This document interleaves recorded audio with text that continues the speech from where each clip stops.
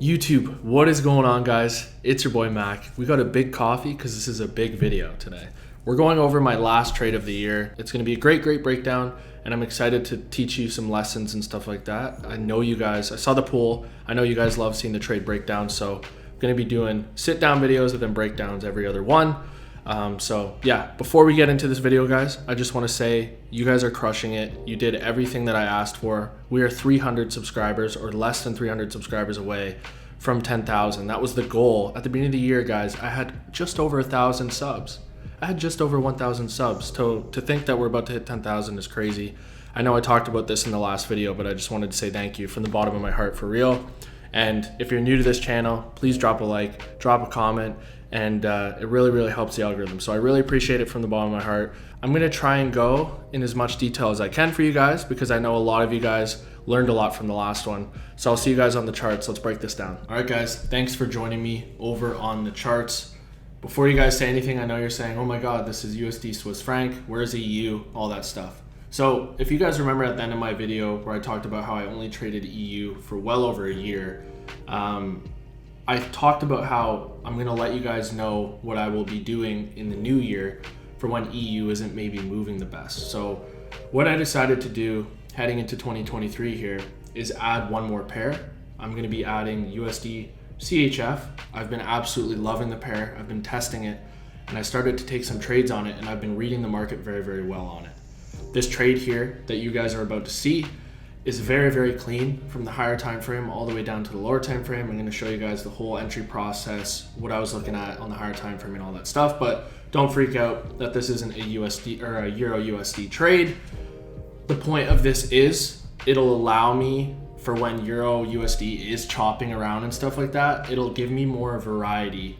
And another thing that I'm really liking about it is it's moving in the polar opposite direction as Euro USD. So for those of you who use DXY as a directional bias or a confluence with what the Euro is gonna do, it's essentially having like a tradable DXY. That's the way I'm looking at it. So I hope that makes sense to you guys, and I hope you guys can hear me here. I hope you guys can see me here, and I hope everything's going well here.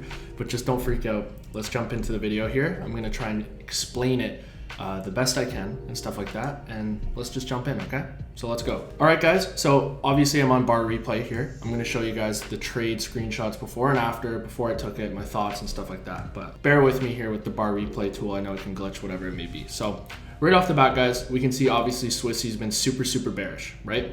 We've been taking sell side liquidity. When sell side liquidity is taken out of the market, we're gonna be looking for opposing liquidity, right? We have swept so much sell side liquidity here that I was anticipating some sort of retracement to continue a little bit lower, right?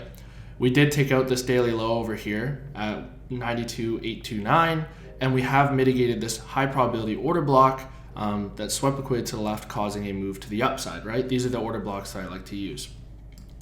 So with this knowledge in mind, I'm obviously anticipating a retracement play back up into a premium to continue selling. That's kind of my bias with the pair. Obviously, I am anticipating a run into this imbalance, but with the time of the year that it is, I don't think that's going to happen this year. So I was kind of just going with the overall trend, the overall market sentiment, which is bearish, right? We can't ignore that this pair is very bearish. So when I zoomed in, this is the day before. I believe the trade was on a Thursday, but what I like to do is start on the daily time frame, and I was kind of analyzing where an imbalance or an order block may be. Right off the bat here, from this candle low to this candle high right here, we have an imbalance in price.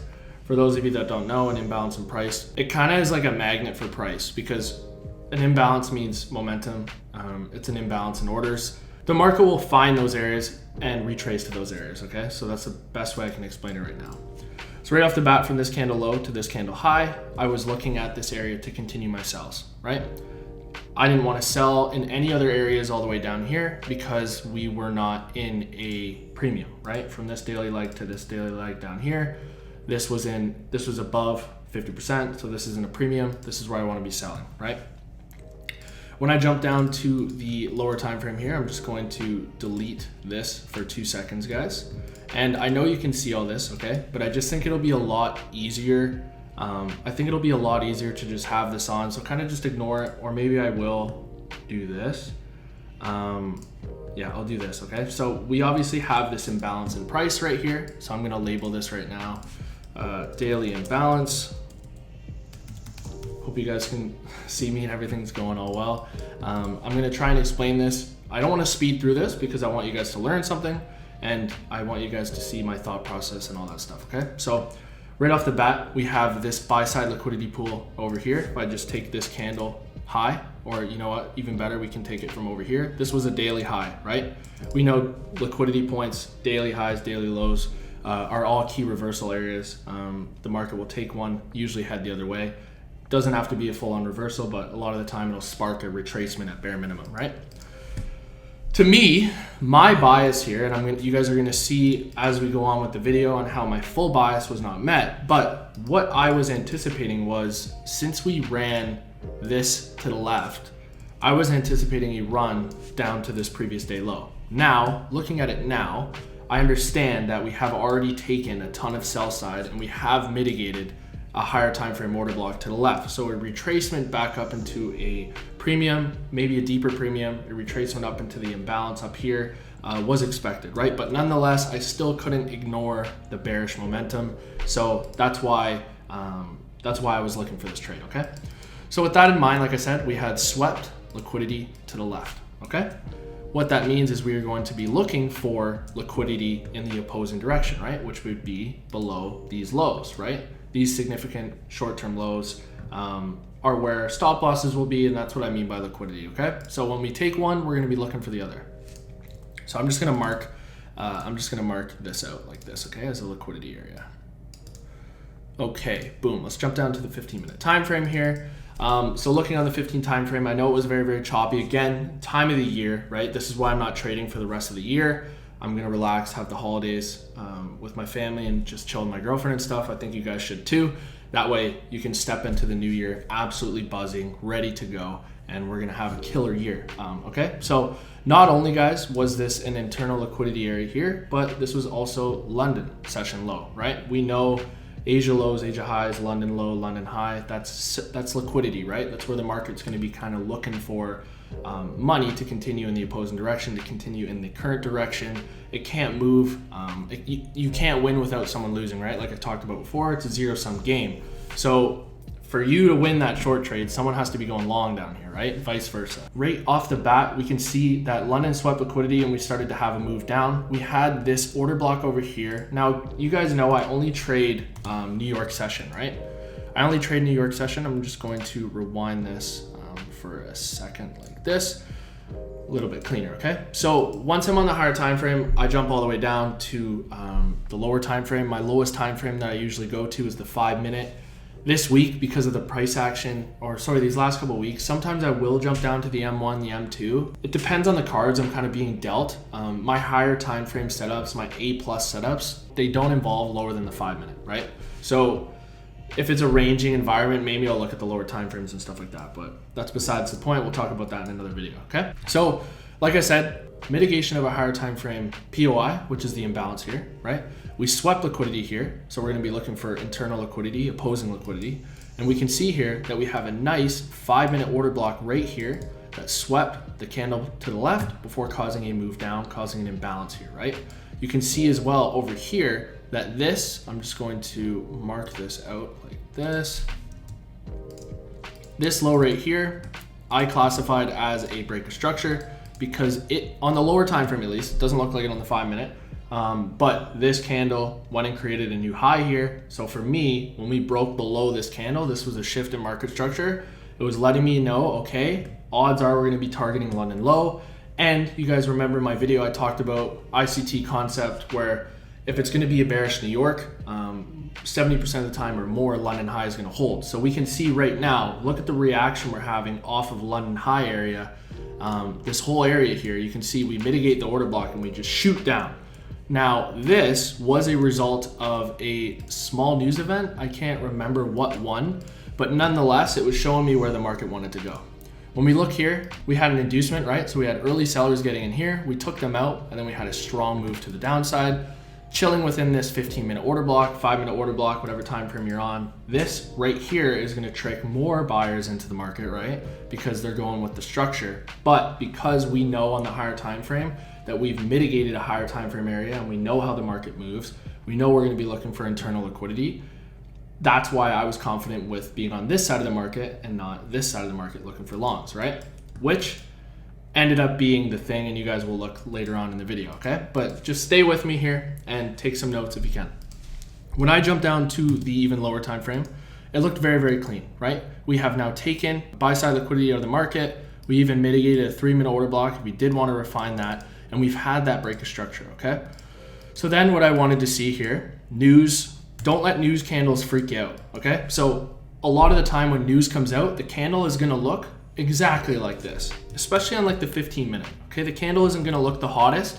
So don't think, oh, like the market sucks now, like I'm just gonna get off. Just wait, and just focus on the key things here. What did it do? Did it sweep liquidity? Did it, make more liquidity with equal highs, equal lows, whatever it may be? We can see that we had a sweep and then we had a close below here, right? We had a close below to the left. So that to me is a 5-minute close break of structure. I love to see 5-minute breaks of structure. Also, I'm just gonna hit play here for a second. We can see that price swept liquidity to the left before causing a move to the downside, right? I will admit, on the 5-minute, this looks very, very choppy, but my analysis and my bias was that this low here was going to get taken at bare minimum, and this low here was gonna get taken at max, okay? So that was my max TP over here, right? So with that knowledge, I'm just looking for entries, okay? I'm looking for entries that fit the box here, looking for entries that fit the plan, okay? Now, this was a 5-minute order block. I'm just gonna label this M5, okay? So we have a 5-minute order block right here, swept liquidity to the left before causing a move to the downside.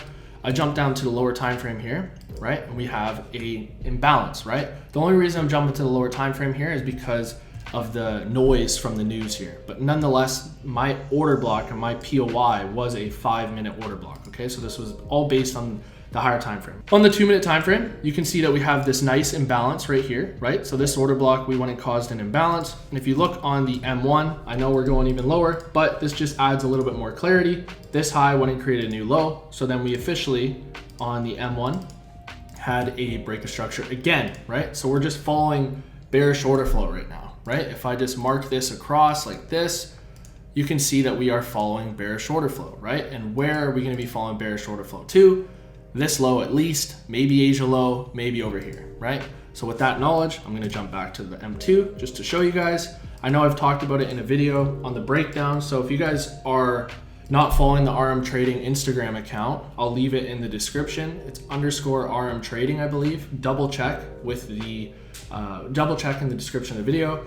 I'm posting trade breakdowns on there, like screenshot versions, so maybe you'll have more variety and stuff like that, and you guys can learn. All right, guys, so you can see price just comes into the M5 order block, very, very shy of it, and then we start to have a sell-off here. Now, what this is gonna do is trick early sellers in, thinking this is the move, right?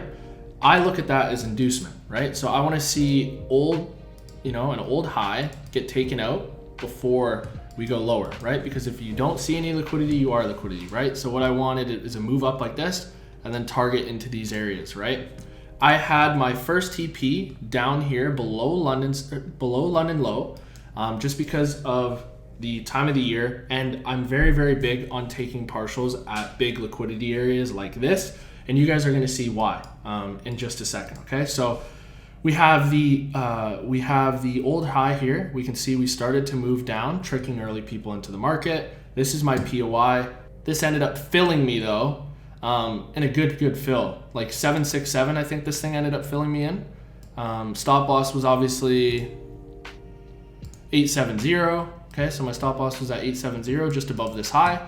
And my target, okay, my first target was just below this low. And my first target, guys, was just below here, okay? So we're gonna mark this out as a partial, okay? So watch what happens, guys. We come in, we tag me in, perfect tag, guys. This was a great fill. So I actually have my entry down here. Like I said, it ended up tagging me in a little bit higher. You can see how price reacted off the New York session open. This thing just dumped, right? All the way to my TP. You can see we ended up taking out London low and we ended up taking out Asia low, right? So what does that mean? We've now taken liquidity out of the market. We're gonna be heading in the opposing direction, right? So we're gonna be looking at opposing liquidity. So I have to ask myself, where is that gonna be? we can see it's above all these highs here, right? So there's a ton of liquidity above this area. So that's why, guys, I went break even here and I took 80% of my partials, okay? I took 80% of my partials because it's now taken out two key liquidity areas, right? London session lows and Asia session lows. Although I wanted it to go all the way here, look what would have happened, guys, if I didn't take partials, didn't go BE. This thing would have came all the way back up against me, taken me out here for break even. If we look what would have happened. Would have been a loss, right? I would have missed out on all that profit there that I got, right? So 3.5%, which to me, I'm happy with 3.5%. I don't know about you guys. I'm not out here trying to target the 1 to 10s and all that stuff. I am happy with making my bread in the market like this and just getting out, okay? But this is a very, very key, important lesson here on make sure you're taking partials, right? Make sure you're taking partials at key liquidity areas because this is a prime example. If I just married my trade idea, I would have missed out on all this. I would have ended up taking a loss when I was all the way up 3.5R, or at the time, 4.5R almost, okay? So that is the breakdown video, guys. I hope you guys enjoyed it. I hope you guys enjoyed this type of video. I hope you guys enjoy your weekend here. I hope you guys have a great holidays because I won't see you guys next week until Sunday. But yeah, you guys mean the world to me. Hit that subscribe button, hit that like button if you're new and you enjoyed the video. I really, really appreciate it. What do I say at the end of every single video, guys? Let's be 1% better every single day. I appreciate you guys, and I'll see you guys next week.